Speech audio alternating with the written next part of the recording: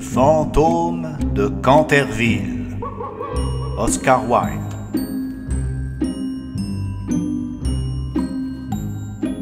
Une dizaine de minutes plus tard, la cloche sonna pour le thé, et comme Virginia ne descendait pas, Madame Otis dépêcha là-haut l'un des laquais pour la prévenir. Il revint au bout d'un petit moment, disant qu'il ne trouvait nulle part Miss Virginia. Comme elle avait l'habitude de sortir tous les soirs au jardin afin de cueillir des fleurs pour orner la table au dîner, Madame Otis ne fut pas inquiète tout d'abord, mais lorsque 6 heures sonnèrent, sans que parût Virginia, elle fut sérieusement agitée et envoya les garçons à sa recherche, cependant qu'elle-même, avec Monsieur Otis, fouillait chacune des pièces de la maison. À 6h30, les garçons rentrèrent, disant qu'ils ne trouvaient nulle part trace de leur sœur.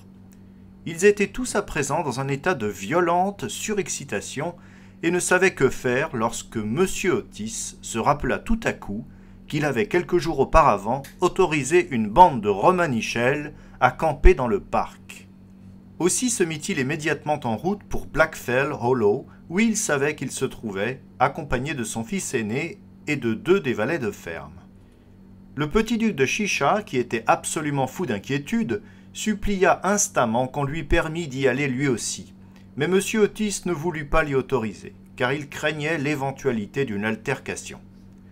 En arrivant sur les lieux, toutefois, il constata que les romanichels étaient partis, et il était manifeste que leur départ avait été assez soudain, car le feu était encore allumé et plusieurs assiettes jonchaient l'herbe.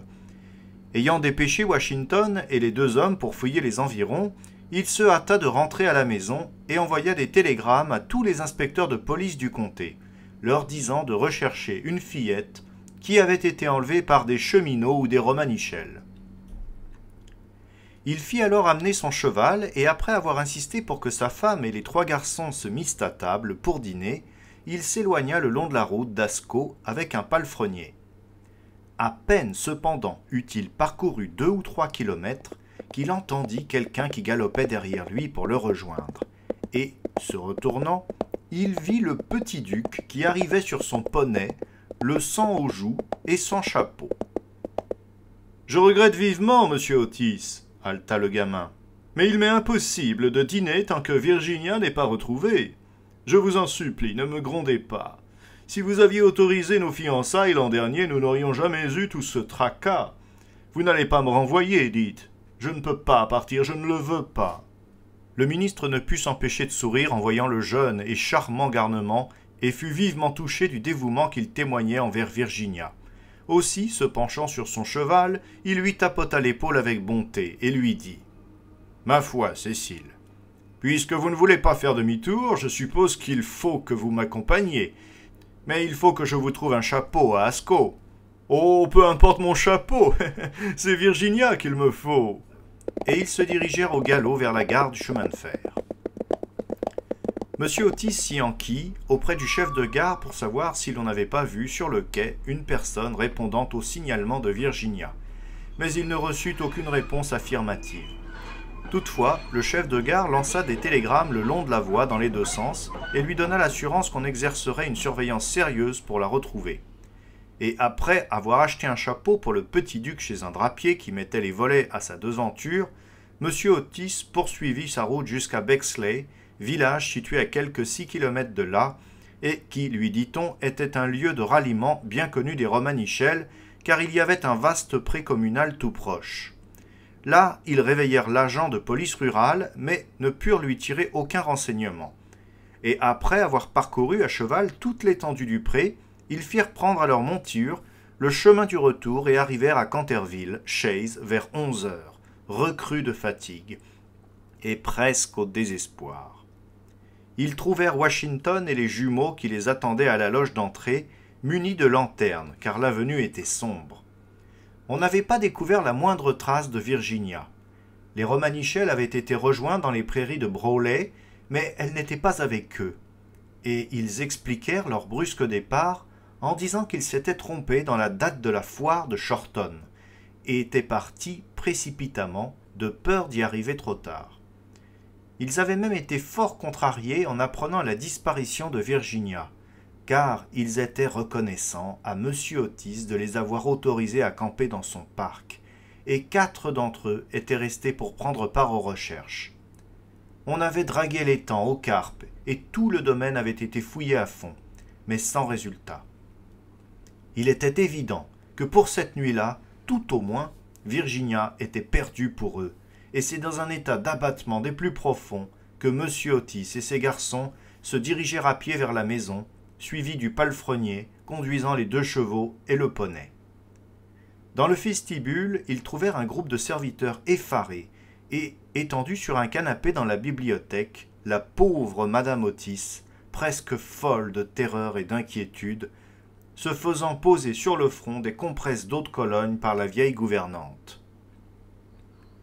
M. Otis insista sur-le-champ pour qu'elle mangeât quelque chose, et commanda qu'on servît à souper à tout le monde. Ce fut un repas mélancolique, car à peu près personne ne dit un mot, et les jumeaux eux-mêmes étaient consternés et abattus, car ils aimaient beaucoup leur sœur. Lorsqu'ils eurent fini, M. Otis, en dépit des supplications du petit duc, leur ordonna à tous d'aller se coucher, disant qu'on ne pouvait rien faire de plus ce soir-là, et qu'il télégraphierait dès le lendemain à Scotland Yard pour qu'on envoyât immédiatement quelques détectives sur les lieux. Juste au moment où ils sortaient de la salle à manger, minuit commença à sonner au clocher. Et lorsque retentit le dernier coup, ils entendirent un fracas et un cri perçant, et soudain un coup de tonnerre épouvantable ébranla la maison.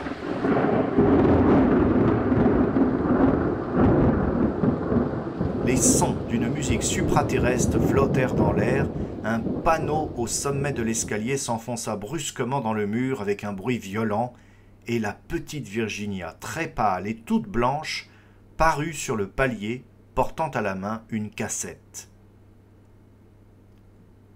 Il ne leur fallut qu'un instant pour monter jusqu'auprès d'elle, à pas précipités. Madame Otis l'étreignit passionnément dans ses bras. Le duc la couvrit de baisers violents, et les jumeaux exécutèrent une sauvage danse guerrière autour du groupe. « Grand Dieu, mon enfant, où étais-tu donc ?» dit M. Otis non sans colère, croyant qu'elle leur avait fait quelque farce stupide.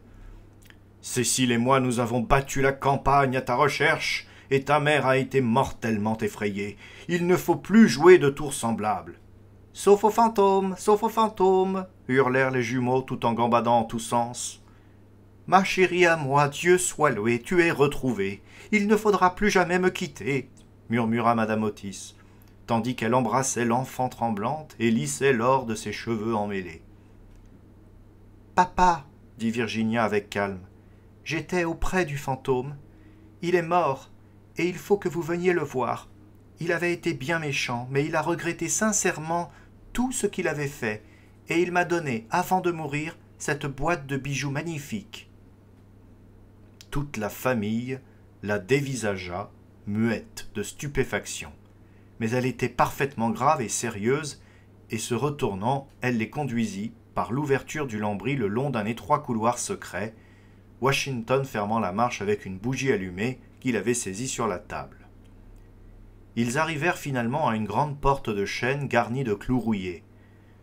Quand Virginia la toucha, elle s'ouvrit en arrière sur ses lourds pommelles, et ils se trouvèrent dans une petite pièce basse, au plafond voûté, avec une fenêtre minuscule munie de barreaux.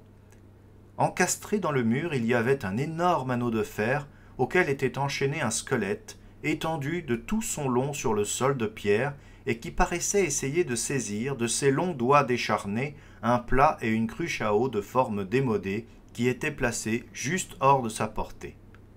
La cruche avait évidemment été remplie d'eau jadis, car elle était recouverte à l'intérieur d'une moisissure verte.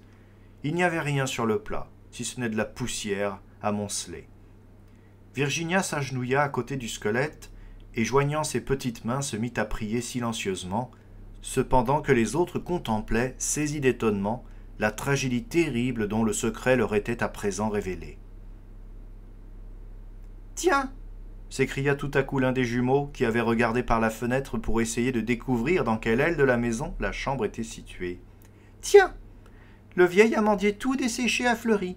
Je vois distinctement les fleurs au clair de lune. » Dieu lui a pardonné, dit gravement Virginia, se relevant, et son visage parut s'illuminer d'une lumière splendide. Quel ange vous êtes, s'écria le jeune duc, et il lui passa le bras autour du cou et l'embrassa.